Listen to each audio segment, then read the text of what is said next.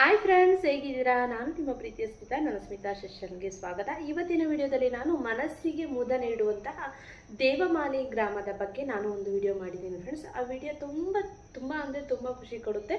ಈ ವಿಷಯವನ್ನು ಕೇಳ್ತಿದ್ರೆ ನಮಗೆ ಇವಾಗ ಕೂಡ ಇಂಥ ಒಂದು ರಾಜಸ್ಥಾನದಲ್ಲಿ ಇರುವಂತಹ ಒಂದು ಪುಟ್ಟ ಮನೆಗಳಿರುವಂತಹ ಒಂದು ಸಾಂಪ್ರದಾಯಿಕ ಕುಟುಂಬಗಳು ನೆಲೆಸಿರುವಂತಹ, ಇವಾಗಲೂ ಕೂಡ ನಮ್ಮ ಸನಾತನ ಧರ್ಮವನ್ನು ಪಾಲಿಸಿಕೊಂಡು ಬಂದಂತಹ ಪುಟ್ಟ ಗ್ರಾಮ ಅಂತಲೇ ಹೇಳ್ಬೋದು.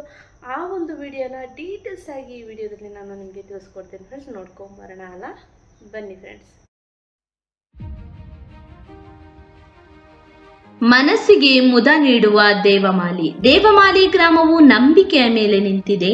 ಇಲ್ಲಿನ ಮನೆಗಳು ಆಹಾರ ಪದ್ಧತಿ ಪ್ರಮುಖವಾಗಿ ಸೆಳೆಯುತ್ತದೆ. ಪುಟ್ಟ ಹುಲ್ಲಿನ ಮನೆ, ಮಣ್ಣಿನ ಗೋಡೆ ನಡುವೆ ಗ್ರಾಮೀಣ ಸೊಗಡನ್ನು ತೆರೆದಿಡುತ್ತದೆ. ದೇವಮಾಲಿ ಗ್ರಾಮ ರಾಜಸ್ಥಾನದ ಜೈಪುರದಿಂದ 184 ಕಿಲೋಮೀಟರ್ ದೂರವಿರುವ ಬೀವರ್ ಜಿಲ್ಲೆಯ ದೇವಮಾಲಿ ಗ್ರಾಮ ಪ್ರವಾಸಿಗರ ಪ್ರಮುಖ ಆಕರ್ಷಣೆ. ಭಾರತದ ಅತ್ಯುತ್ತಮ ಪ್ರವಾಸಿ ಗ್ರಾಮ ಎಂದು 2024ರಲ್ಲಿ ಘೋಷಿಸಲಾಗಿರುವ ಈ ಹಳ್ಳಿ ಜೈಪುರಕ್ಕೆ ಕೊಂಚ ದೂರವಿರುವ, ಆದರೆ ಅಜ್ಮೀರಕ್ಕೆ 55 ಕಿಲೋಮೀಟರ್ ಅಂತರದಲ್ಲಿದೆ. ಇಲ್ಲಿನ ಪ್ರಮುಖ ಆಕರ್ಷಣೆ ಮನೆ. ಸಿಮೆಂಟು ಕಾಂಕ್ರೀಟಿನ ಮನೆಗಳಲ್ಲಿ ವಾಸಿಸದೆ ಹುಲ್ಲು ಹಂಚಿನ ಚಾವಣಿಗಳನ್ನು ಹೊಂದಿರುವ ಮಣ್ಣಿನ ಮನೆಗಳಲ್ಲಿ ಜನ ವಾಸಿಸುತ್ತಾರೆ. ಅದಷ್ಟೇ ಅಲ್ಲದೆ ಈ ಗ್ರಾಮದಲ್ಲಿ ಯಾರೂ ಮಾಂಸ ಮದ್ಯ ಸೇವಿಸುವುದಿಲ್ಲ. ಅದಷ್ಟೇ ಅಲ್ಲ, ಈ ಗ್ರಾಮದ ಜನ ಸೀಮೆ ಎಣ್ಣೆ ಬಳಸುವಂತಿಲ್ಲ, ಬೇವಿನ ಮರವನ್ನು ಕತ್ತರಿಸುವಂತಿಲ್ಲ, ಸುಡುವಂತಿಲ್ಲ. ನಂಬಿಕೆಯೊಂದಿಗೆ ಬೆರೆತ ಬದುಕಿನ ಕೊಂಡಿ ಈ ಒಂದು ದೇವಮಾಲಿ ಒಂದು ಗ್ರಾಮ ಅಂತಾನೆ ಹೇಳ್ಬೋದು. 21ನೇ ಶತಮಾನದಲ್ಲಿ ಇಲ್ಲಿನ ಜನ ಮಾತ್ರ ಹಿಂದೆ ಉಳಿದಂತೆ ಮೇಲ್ನೋಟಕ್ಕೆ ಕಂಡರೂ ಇವರ ಸರಳ ಬದುಕಿನ ಹಿಂದೆ ನಂಬಿಕೆಯೊಂದಿದೆ. ಪುರಾಣದ ಕಥೆಯಂತೆ ವಿಷ್ಣುವಿನ ಅವತಾರ ದೇವನಾರಾಯಣ ಈ ನೆಲದಲ್ಲಿ ನೆಲೆಸಲು ಬಂದಾಗ ತನ್ನ ಭಕ್ತನಿಗೆ ವರ ಕೇಳುವಂತೆ ಹೇಳುತ್ತಾನೆ. ಅದಕ್ಕೆ ಆ ಭಕ್ತ ತನಗೆ ಬೇರೇನು ಬೇಡ, ಕೇವಲ ಸುಖ ನೆಮ್ಮದಿ ಮಾತ್ರ ಬೇಕೆಂದು ಕೇಳುತ್ತಾನಂತೆ.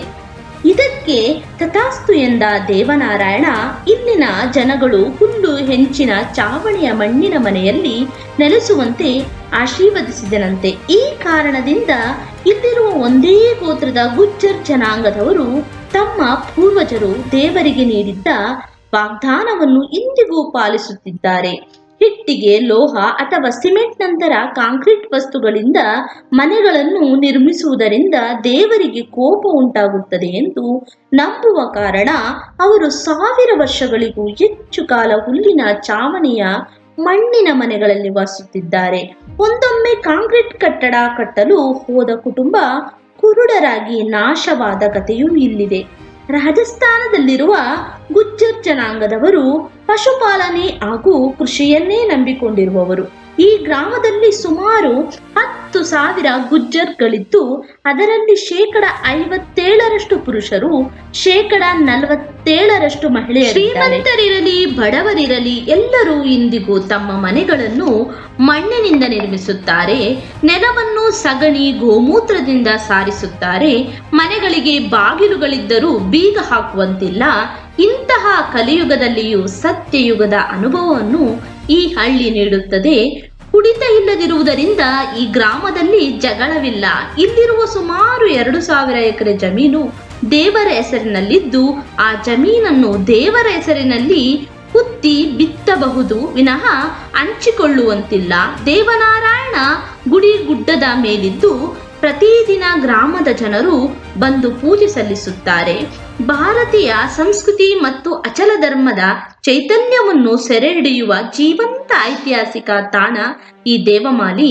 ಜಾಗತೀಕರಣ, ತಾಂತ್ರಿಕತೆ, ಆಧುನಿಕತೆಯ ಈ ಕಾಲದಲ್ಲಿ ಹಳಲು ಹೊನ್ನು ಎನ್ನುವ ಮಾತಿನಂತೆ ತಮ್ಮ ವಿಶಿಷ್ಟ ಸಂಪ್ರದಾಯಗಳು, ಮಣ್ಣಿನ ಮನೆಗಳ ಸುಂದರ ವಾಸ್ತುಶಿಲ್ಪ, ಪವಿತ್ರ ಭಗವಾನ್ ದೇವನಾರಾಯಣ ದೇವಾಲಯ, ನಂಬಿಕೆ ಮತ್ತು ಸಮುದಾಯದ ಗಮನಾರ್ಹ ಪ್ರಜ್ಞೆಯಿಂದಾಗಿ ಈ ಪ್ರದೇಶ ಜಾಗತಿಕ ಪ್ರವಾಸಿಗರನ್ನು ಸೆಳೆಯುತ್ತಿದೆ.